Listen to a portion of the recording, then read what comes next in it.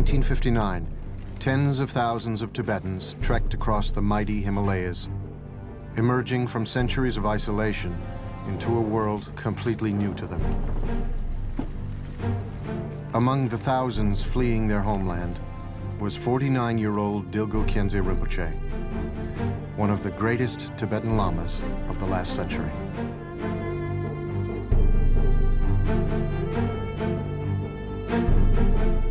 After traveling on foot for many months, Rinpoche and his entourage reached Bhutan, the last of the Himalayan Buddhist kingdoms. Like the other Tibetans fleeing at that time, Rinpoche had lost everything.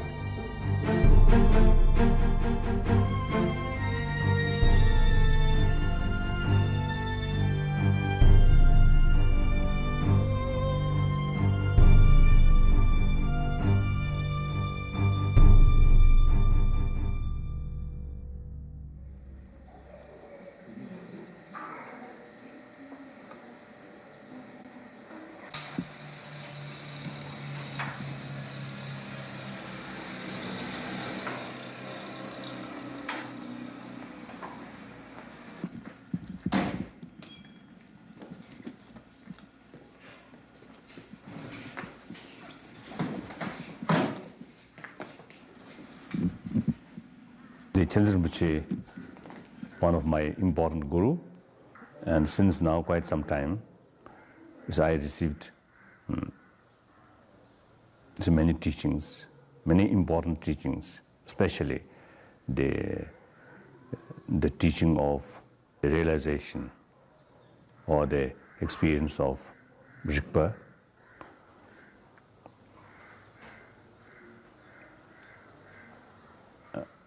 And since my first meeting with him, I got very good impression. Then through some mysterious experience, including the dream, there are some clear indication that there's some, I think, special karmic relation with him, it seems there. So now, today, I feel very, very grateful to him and very, very helpful.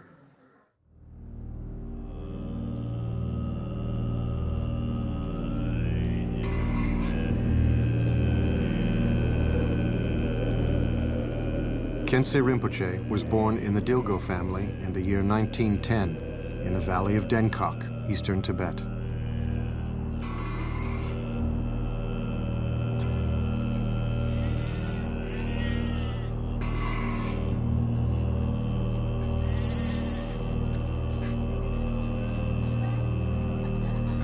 His father, the governor of the Derge district, was overjoyed. His two other sons had joined the monastery, but now he had an heir to continue his work.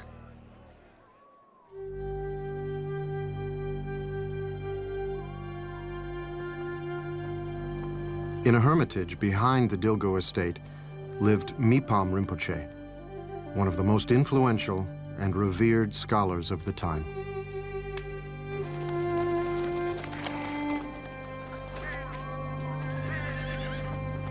He gave the baby the name Tashi Paljor, auspicious glory, and promised throughout all his future lives to take care of him.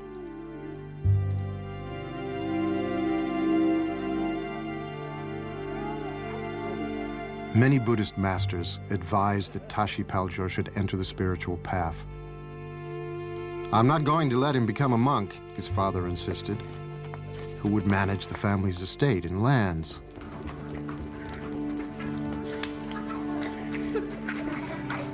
One day, while playing with his brother, Tashi Paljor fell into a pot of boiling soup.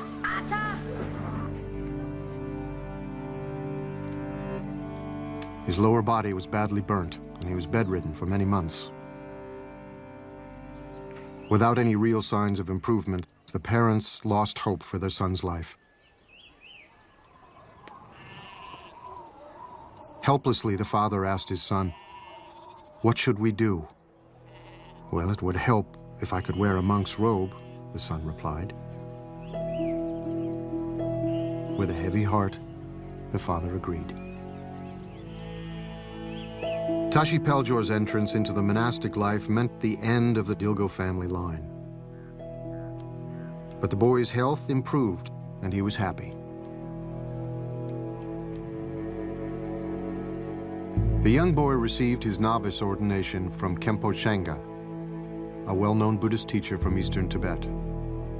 During the ceremony, he was given the monastic name Rabsel Dawa, brilliant moon.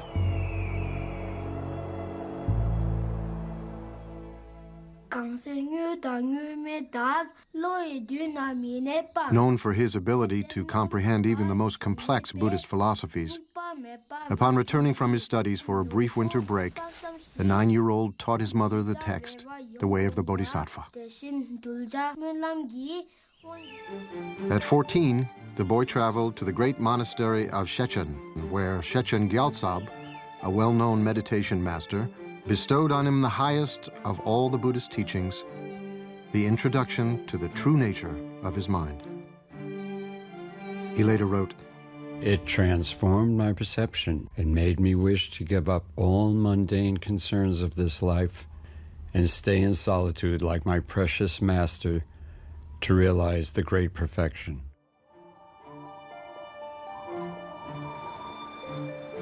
Over the next few years, the Dilgo son stayed in a cabin next to his teacher's hermitage. It was here that the young boy was officially recognized as the reincarnation of the great 19th century Buddhist master, Jamyang Khyentse Rinpoche. From that day onwards, the young Dilgo son was known as Khyentse Rinpoche, the precious emanation of Khyentse. In 1926, while traveling in eastern Tibet, Khyentse Rinpoche received a letter from his father, notifying him that Shechen Gyaltsab had passed away. Feeling as if his heart had been torn from his chest, the 18-year-old wrote, "Alas, qualified master, though I followed you, the Buddha, in person, I haven't come to a true understanding about the instructions. How can you leave me behind like an abandoned orphan?"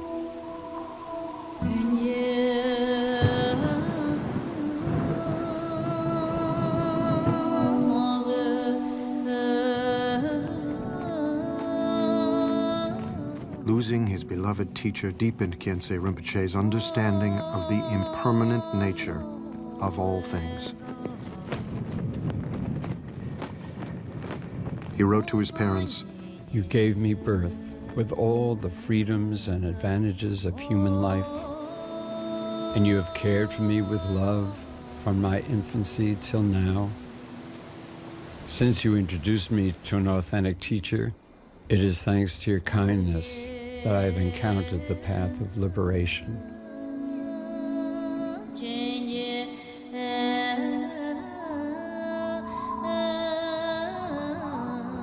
For the next 13 years, Khyentse Rinpoche isolated himself in the caves of eastern Tibet. The only visitor he saw was his older brother, who would occasionally visit with provisions.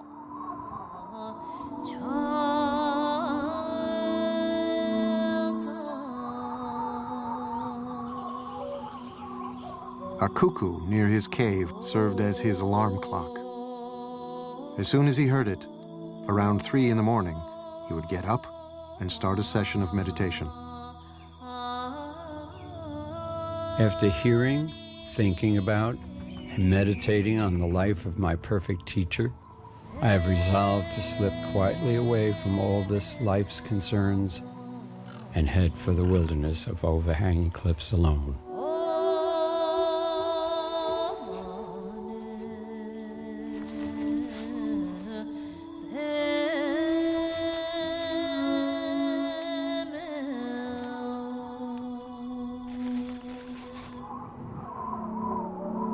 Winters in Tibet were harsh, with snow accompanied by icy wind. However, day and night, he wore only a thin white cloth. Through his practice of tummo, he and his cave would remain warm, with the snow at its mouth melting slowly.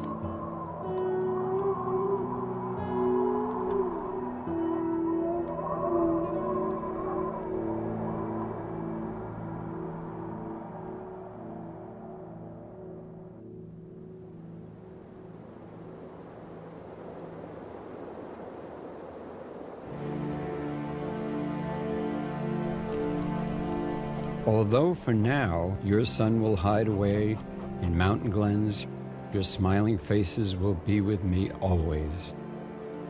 And if I reach the citadel of experience and realization, I shall repay your kindness. Of that you can be sure.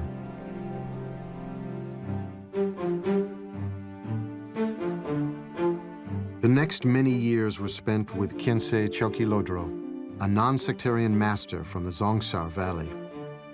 Though Khyentse Rinpoche had always desired to be a monk, at Choki Lodro's suggestion, in 1934, he took Khandro Lamo, a local villager's daughter, as his life companion. Over the next few years, Khandro Lamo gave birth to two daughters, Chime and Dechen. I was very young, and Rinpoche always goes for retreat. And we can see only once or twice in a month, not more than that. That I remember. Then he used to send us to collect some flowers, and he offered mandala. And then his whole day he stays in the cave, so we are not allowed to see him. Sometimes we reach your food outside the cave and then go back. He hardly comes home. He always in the retreat. When I was very young, I never knew he is my father. We thought it's my guru, and I never knew he's my father. All of Khyentse Rinpoche's teachers had advised him that after properly engaging in study, contemplation, and meditation, he should then uphold, preserve, and expound the doctrine to the faithful. Despite Khyentse Rinpoche's profound wish to spend his life in secluded retreat, he honored the advice of his teachers. He traveled widely across eastern and central Tibet, teaching as well as receiving teachings from various traditions. At Khyentse Choki Lodro's behest, Khyentse Rinpoche traveled to Rekhong in northeast Tibet. There, he taught the great treasury of precious revealed teachings to nearly 2,000 yogis. It was the start of Khyentse Rinpoche's selfless dedication in making the Dharma available to those who are interested. This commitment lasted until the end of his life.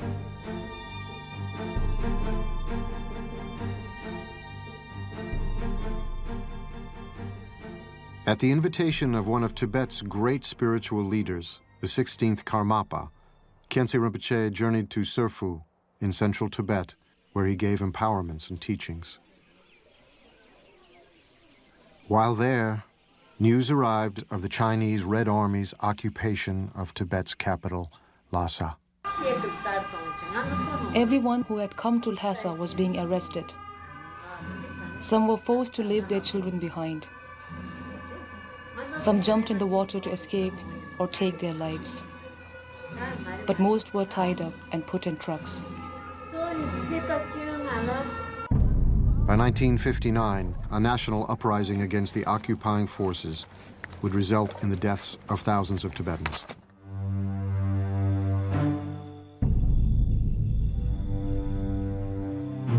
Khyentse Rinpoche realized that his commitment to teach the Dharma was no longer possible in his homeland.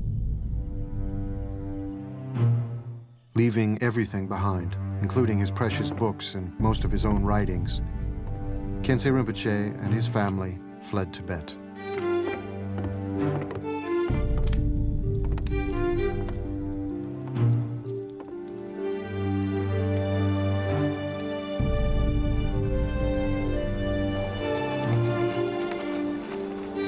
Traveling southwards, the group could not even make a fire for their food out of fear of being caught.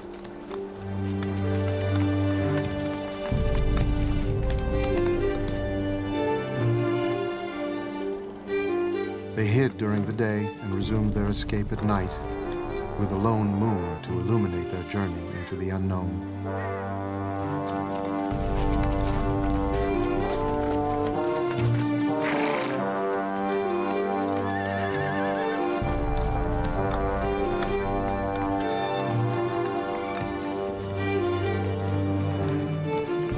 After traveling for many months, Khyentse Rinpoche and his family arrived as refugees in the nearby kingdom of Bhutan.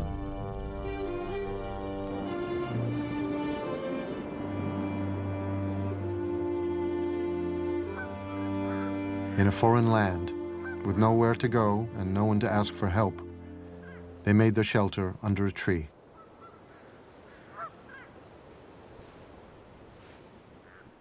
Of course, the eventual fall of Tibet in 1959 was a devastating loss.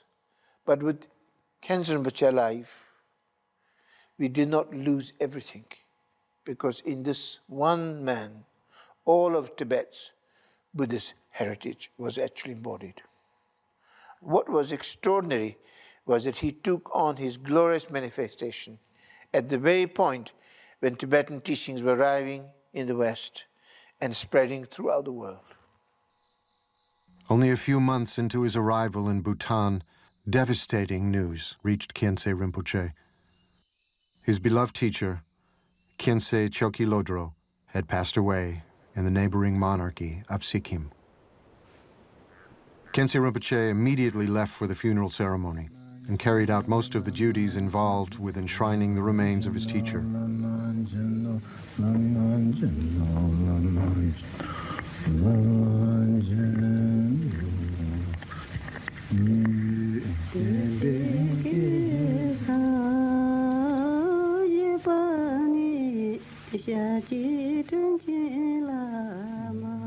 A memorial stupa was built on the spot where the cremation took place. Kunchok Lodro, an old student of Khyentse Rinpoche, recalls those days. He was a very kind-hearted person, very gentle, and he never got angry. It is rare to find someone like him these days. No matter what people said to him, whether it was good or bad, pleasant or unpleasant, he always reacted in the same way. He would just say, "I see, I see." During the break from his teachings or empowerments, Rinpoche would always sit here and pray. I would also come here and sit next to him.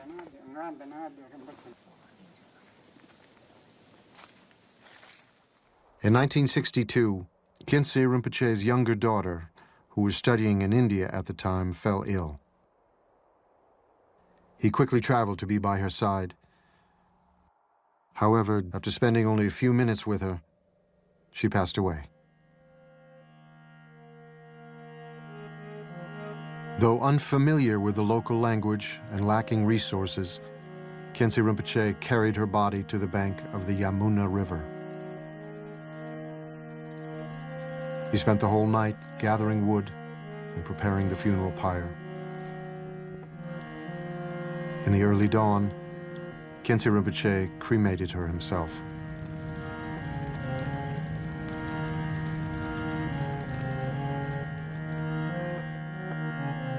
Having lost his daughter, his teachers, and his homeland, he wrote, "A beautiful country is like a dream, like illusion. It is senseless to cling to it. Unless the inner forces of negative emotions are conquered, strife with outer enemies will never end."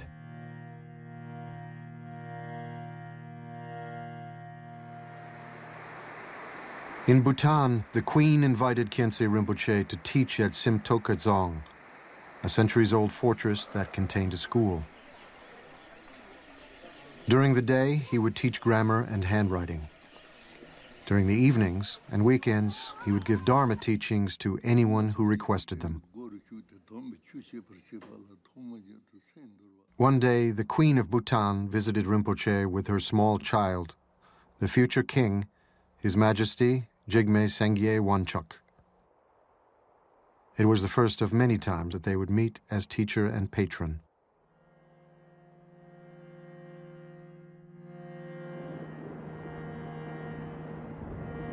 In 1962, Rinpoche visited the holy place of Namo Buddha Mountain, where in a previous life the Buddha had offered his body to feed a starving tigress on the verge of eating her cubs. That night, he had a vision in which he climbed to the summit and met his late teacher, Shechen Gyaltsab, along with two of his other teachers, Shechen Rabjam and Shechen Kantrul. Seeing Rabjam and Kantrul with his late teacher, he understood that they had passed away in prison and cried out, "The Buddha Dharma has faded. You have been killed by the communists. The happiness for beings is gone." The three masters answered in unison, "Serve sentient beings and the Buddha Dharma. By doing so, there will be immense benefit. The combined blessings of the three of us will take birth in your bloodline to serve the Dharma and all beings." Later, news reached Rinpoche that his teachers had indeed passed away in prison. In 1967, Rinpoche's daughter gave birth to a son, who was recognized as Rabjam Rinpoche, the combined reincarnation of the three Shechen masters. Khyentse Rinpoche himself raised his grandson and spiritual heir from the age of 5. I myself, when I was very young, I loved Rinpoche very much, like my grandfather. I could see him as like my grandfather. I don't know much about the qualities of the spiritual master and all this, but I just, hanging around, playing with Rinpoche. And Rinpoche also, whenever he gets time, he makes drawings for me. He's a very good artist. He makes like flower drawings, and he would draw like butterfly, and he would draw like rabbit. Rabbit is one of his favorite, because also his name is Rapsal Dawa. It's like a brilliant moon. Sometimes when Rinpoche gives this any empowerments, big empowerments, and I used to sit next to Rinpoche, very small, and then I would ask Rinpoche to give small piece of the tsampa. And usually these are like sacred objects, you don't play with them, but Rinpoche was so kind to, he would take small piece of dharma and give it to me, so I can just sit next to it and make some toys and all these kind of things. Those are like my kind of childhood memories with Rinpoche. To accommodate Rinpoche's family, Her Majesty the Queen offered Khyentse Rinpoche a house in Bhutan. This house was Rinpoche's first permanent residence since fleeing Tibet.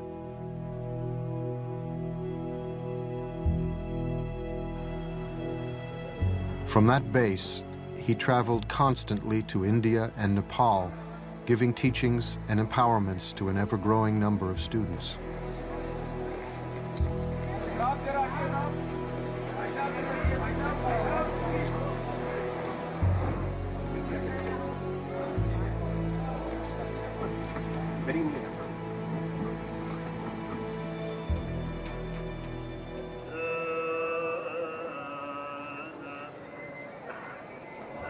In Nepal, thousands of monks, nuns, and lay people descended into the Kathmandu Valley to hear him recite the entire collection of the Tripitaka, the words of the Buddha.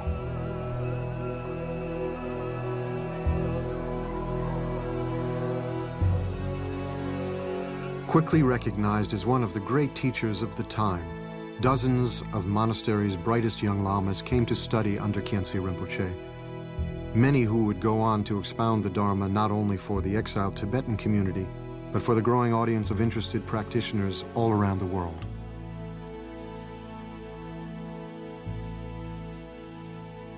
To be a good spiritual lama or a master is one thing, but to be a good human being, good,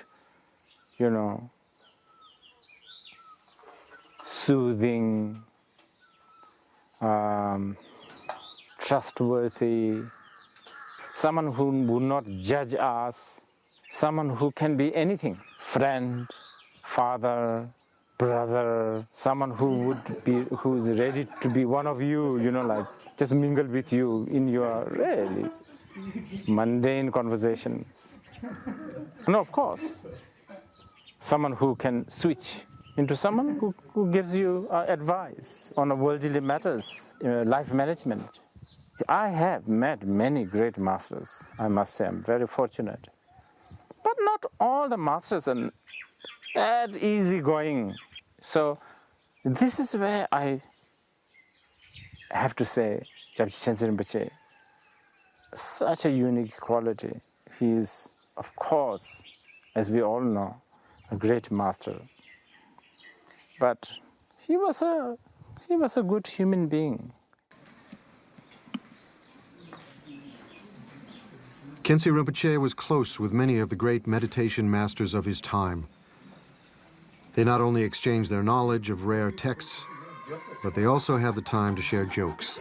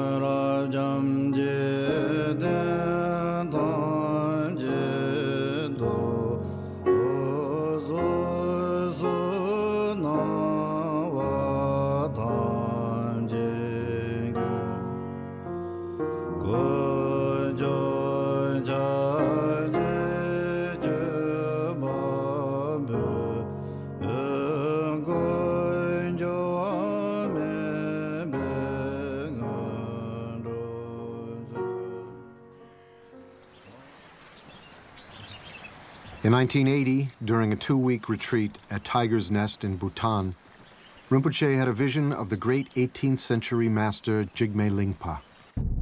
In this vision, Jigme Lingpa blessed him as the lineage holder of the heart essence tradition, the innermost secret teachings of the great perfection.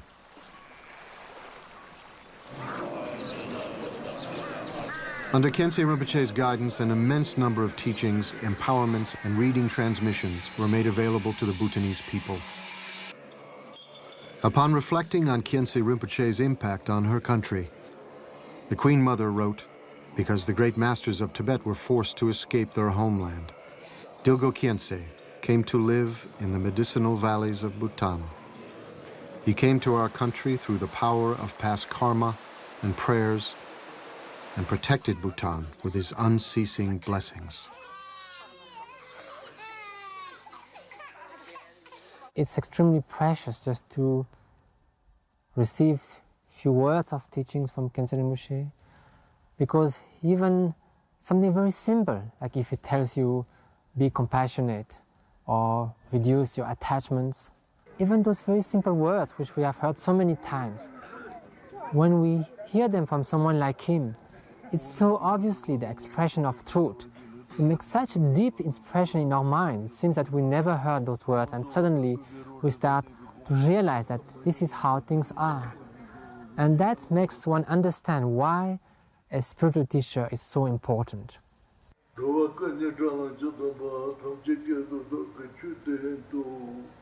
Rinpoche had over 60 teachers from all the 4 schools of Tibetan Buddhism. In a true spirit of a non-sectarian master, Khyentse Rinpoche, even in his 70s and 80s, would request teachings that he had not yet received to preserve Tibet's spiritual heritage. Here, he receives an oral transmission from Jamgang Kongtrul Rinpoche.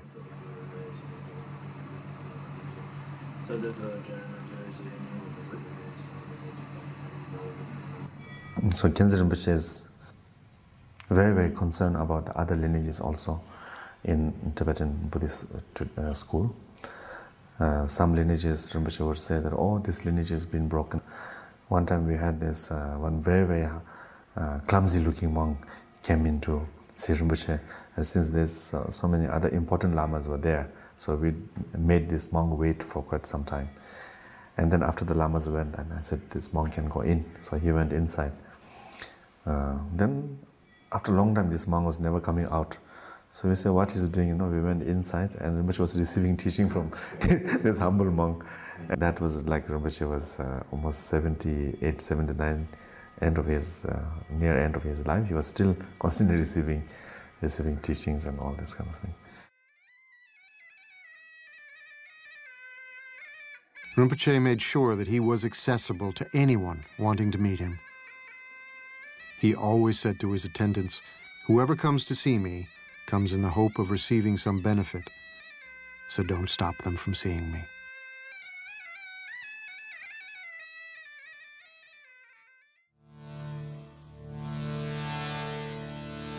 In 1976, Rinpoche's work for the welfare of others took him to Europe and North America.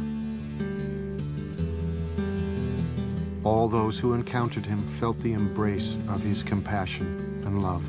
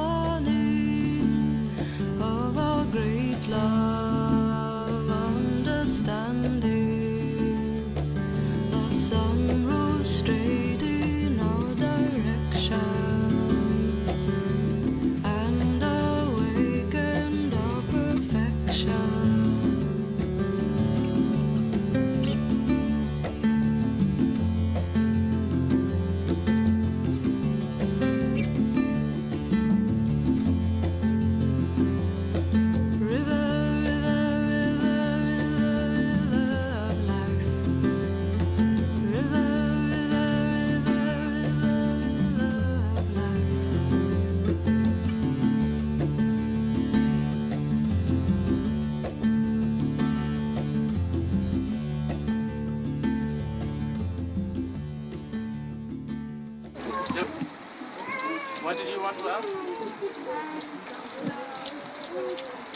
How did you get so big?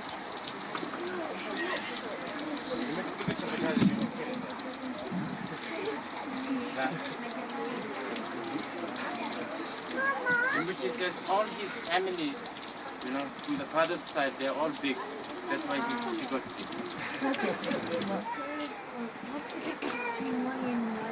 What's the difference between money and enlightenment?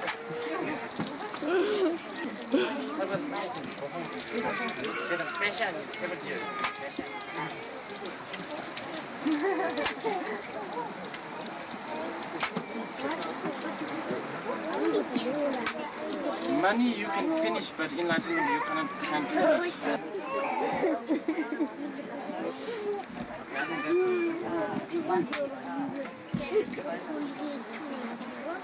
One thing that struck me in the beginning, often I didn't know what he was saying because there wasn't a translator, but when his speech was unceasing when he was teaching.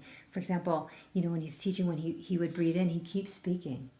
And then when he breathed out, he was speaking as he breathed out. I've never seen that before. It was like there wasn't a moment that he wasn't somehow engaged in some kind of compassionate activity.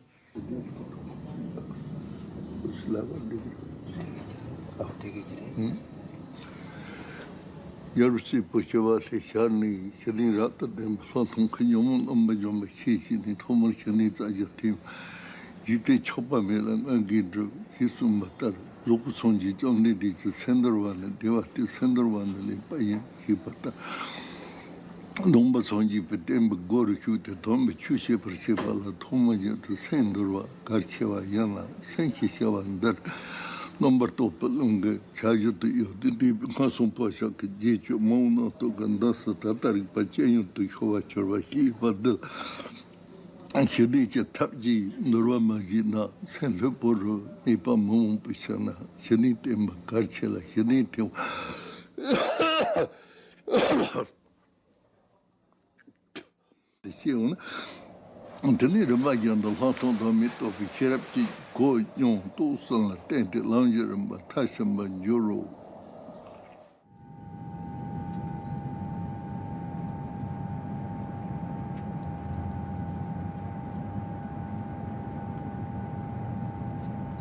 After decades of complete isolation, Tibet was made accessible by the Chinese government.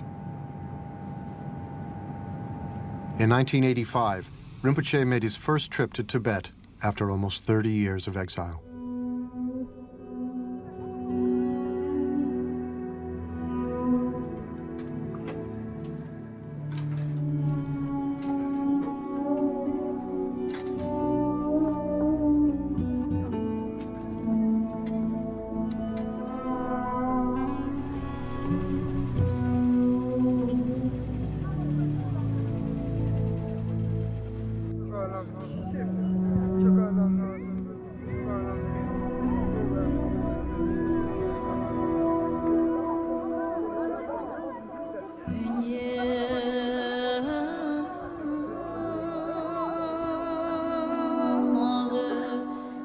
Though he was 75 years old, he visited every monastery to which he was invited.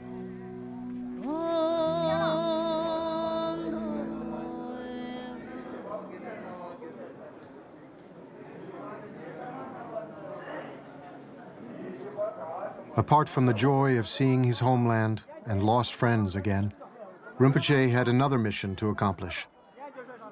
He wished to give teachings, empowerments, and reading transmissions to the Tibetans, all of whom had been denied their spiritual heritage for many years.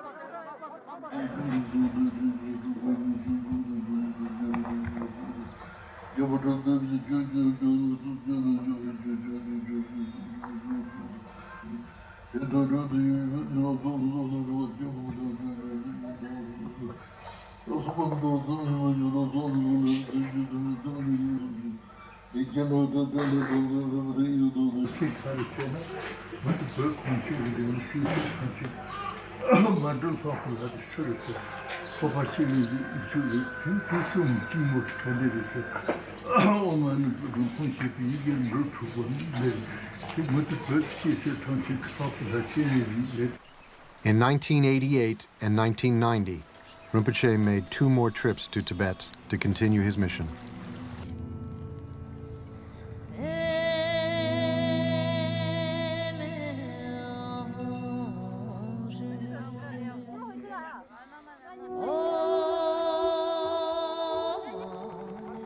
In consultation with the Chinese government, he undertook the immense responsibility of rebuilding monasteries without bias as to the school or sect.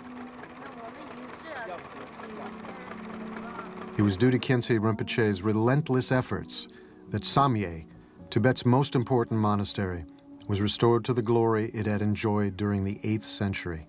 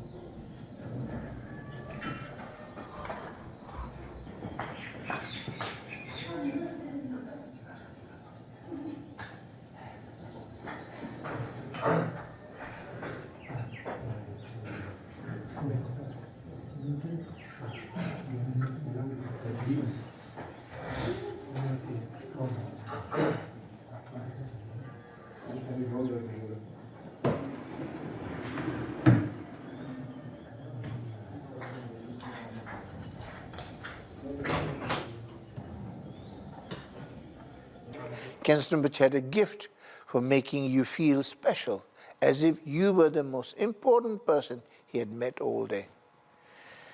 He was effusive with his affection. He would just take your head with his huge hand and draw you next to his cheek. He would speak for at least 20 minutes, and then the translation took place, and he would rest. When he got older, he would take a nap. Then without any prompting, he would just wake up exactly the same time and resume exactly where he had left off half an hour earlier and continue to teach without the slightest fluctuation or hesitation. I sometimes think that Dilgo Khyentse Rinpoche's greatest contribution, besides all his tremendous achievement, was the simple fact that he came and lived and taught in our time. An enlightened being actually manifested here, and we were fortunate enough to witness it.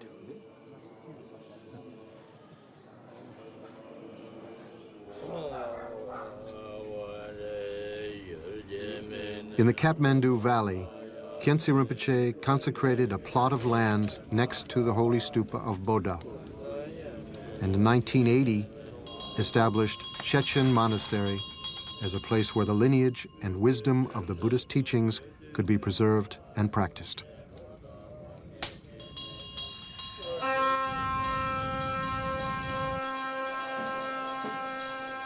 There's simply not a single defect you can find in whatever it thinks, whatever it does, whatever it says. So that gives you a complete confidence that this is someone who can truly show you how to use your human life. Also, what is extremely striking is that at no point, whenever he helps his disciple, you can never have the slightest doubt that he kind of gets any benefit himself.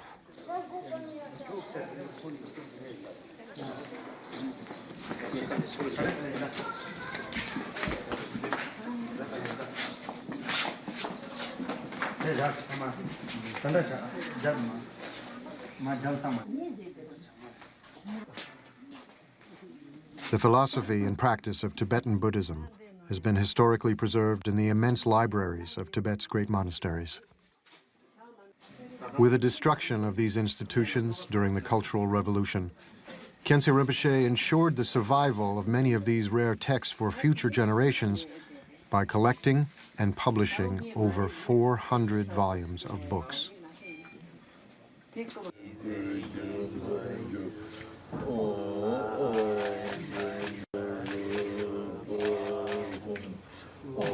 In Vajrayana Buddhism, there is a tradition of discovering sacred treasure teachings through visions. Khyentse Rinpoche, known as a great treasure revealer, taught many of his visionary teachings to his students around the world. As an author, whether he was on a flight or in his private chamber, he composed numerous poems, meditation texts, and commentaries. His writings fill 25 volumes in more than 10,000 pages. Throughout his life, Khyentse Rinpoche's singular focus was the path to freedom and how to communicate that to others. Khyentse Rinpoche's teaching and his life were one. The Buddha explained very detailed those the qualities of the gurus. So I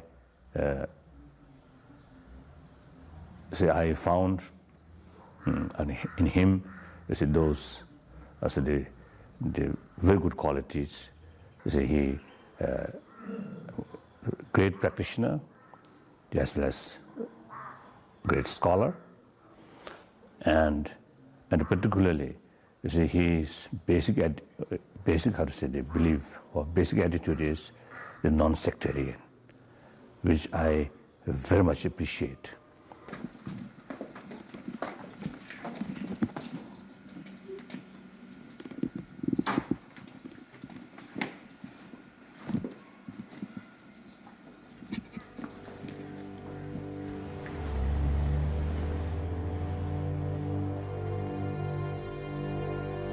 From arriving as a refugee to becoming the spiritual advisor to the royal family of Bhutan and the teacher to His Holiness the Dalai Lama, Khyentse Rinpoche's life saw many changes. yet his behavior always remained the same. From the influential disciple to the beggar outside the monastery, all of his students deeply felt they had a special place in his heart.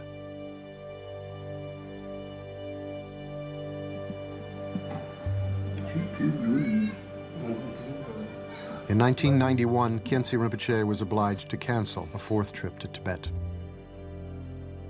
He told one of his students, I still have much work to do, but this composite body of mine is not keeping up with me.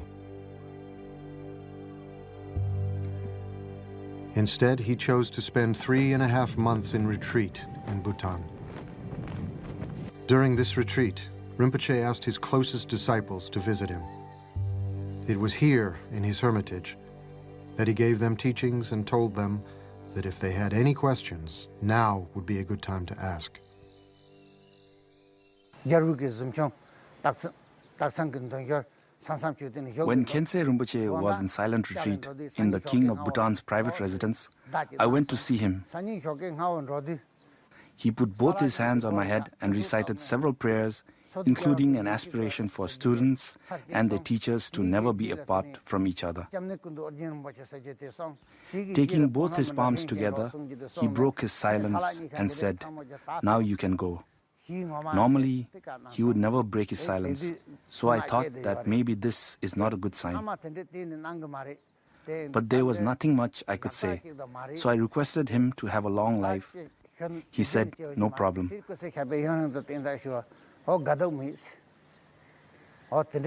That was the last time we spoke. After completing the retreat, Khyentse Rinpoche visited the site where his new house was being built. To a disciple, he jokingly said, An old man like me who is about to die is building a house to live in. Isn't it ironic?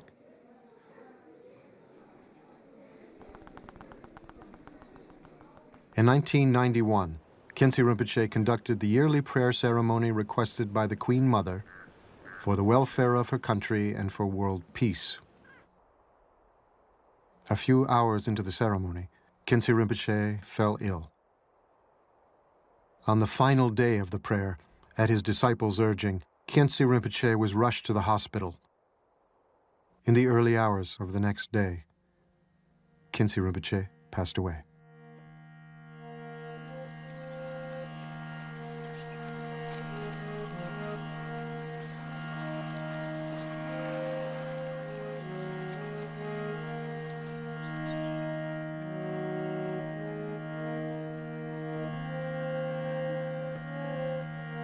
A few days later, His Holiness the Dalai Lama wrote this prayer. The more helpless beings are, the more it is your true nature to love them. Therefore, to ripen and liberate all beings in this dark age, reveal swiftly the moon-like face of your emanation. A year after his passing, in November 1992, Rinpoche's cremation took place in Bhutan.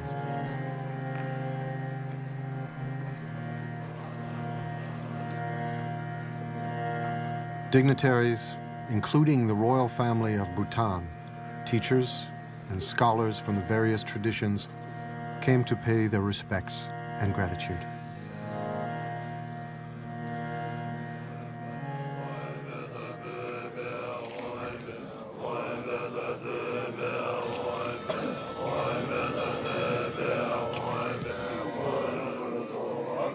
Representatives of the four schools of Tibetan Buddhism, along with the Je Khenpo, the chief abbot of Bhutan, presided over the cremation.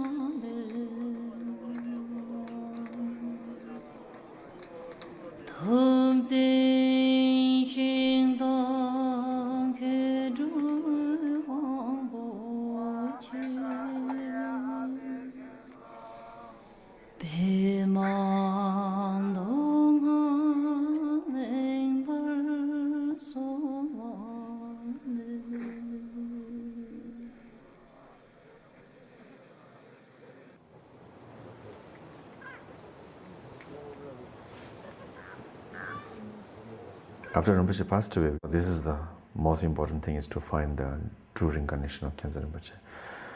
So, since Rinpoche told us many times to go for Trishul Rinpoche, so we asked for Trishul Rinpoche to find the reincarnation of Khyentse Rinpoche. All around the world, Khyentse Rinpoche's students eagerly waited for his return. After a few years, Trulshik Rinpoche had a vision that revealed the year of the child's birth, the names of his parents, and the place where he could be found.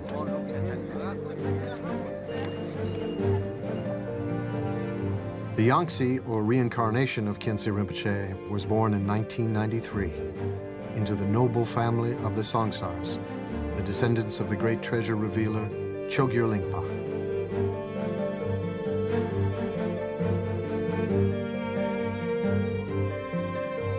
Under the care of Rabjam Rinpoche, the Yangtze's upbringing took place.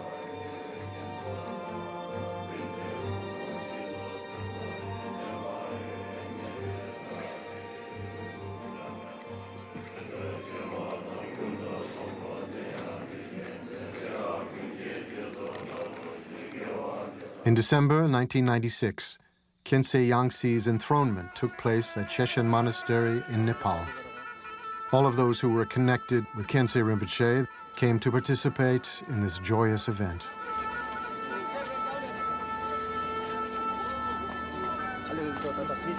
This little bit.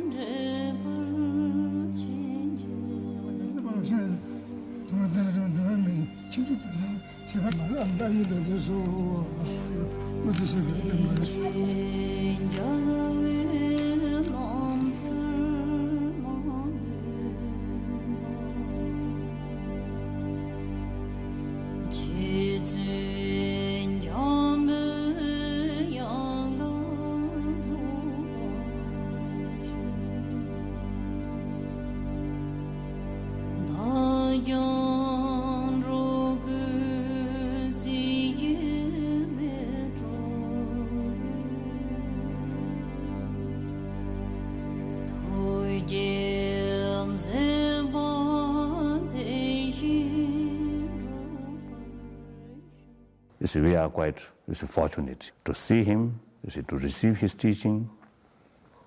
So therefore, now it is very essential to implement his teaching in daily life, so that we will be a good disciple of good Lama. So that's very important.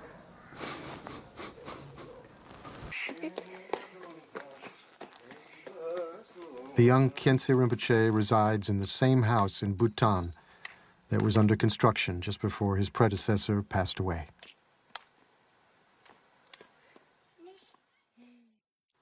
Khyentse Rinpoche still lives in the heart of all his students.